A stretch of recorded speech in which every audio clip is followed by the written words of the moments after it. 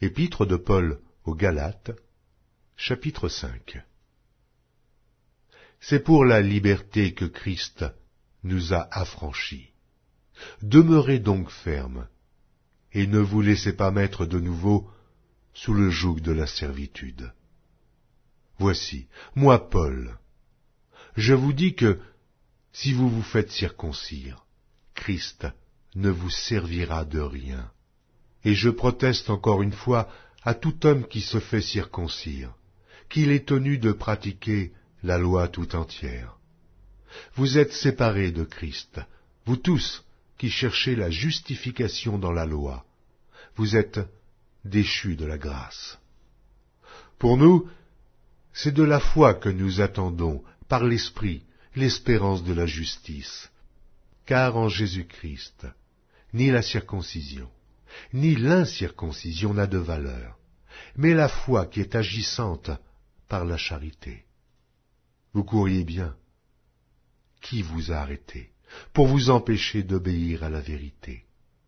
Cette influence ne vient pas de celui qui vous appelle. Un peu de levain fait lever toute la pâte. J'ai cette confiance en vous, dans le Seigneur, que vous ne penserez pas autrement, mais celui qui vous trouble, quel qu'il soit, en portera la peine. Pour moi, frère, si je prêche encore la circoncision, pourquoi suis-je encore persécuté? Le scandale de la croix a donc disparu? Puissent-ils être retranchés, ceux qui mettent le trouble parmi vous? Frères, vous avez été appelés à la liberté, seulement ne faites pas de cette liberté un prétexte de vivre selon la chair, mais rendez-vous par la charité, serviteurs les uns des autres. Car toute la loi est accomplie dans une seule parole, dans celle-ci: tu aimeras ton prochain comme toi-même. Mais si vous vous mordez et vous dévorez les uns les autres, prenez garde que vous ne soyez détruits les uns par les autres. Je dis donc, marchez selon l'Esprit, et vous n'accomplirez pas les désirs de la chair. Car la chair a des désirs contraires à ceux de l'Esprit, et l'Esprit en a de contraires à ceux de la chair. Ils sont opposés entre eux, afin que vous ne fassiez point ce que vous voudriez. Si vous êtes conduits par l'Esprit, vous n'êtes point sous la loi. Or, les œuvres de la chair sont manifestes.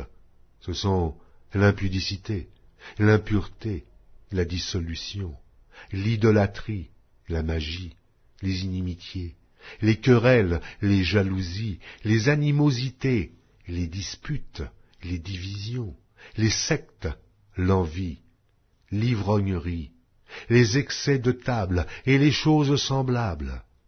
Je vous dis d'avance, comme je l'ai déjà dit, que ceux qui commettent de telles choses n'hériteront point le royaume de Dieu. Mais le fruit de l'esprit, c'est l'amour, la joie, la paix, la patience, la bonté, la bénignité, la fidélité, la douceur, la tempérance. La loi n'est pas contre ces choses. Ceux qui sont à Jésus-Christ ont crucifié la chair avec ses passions et ses désirs.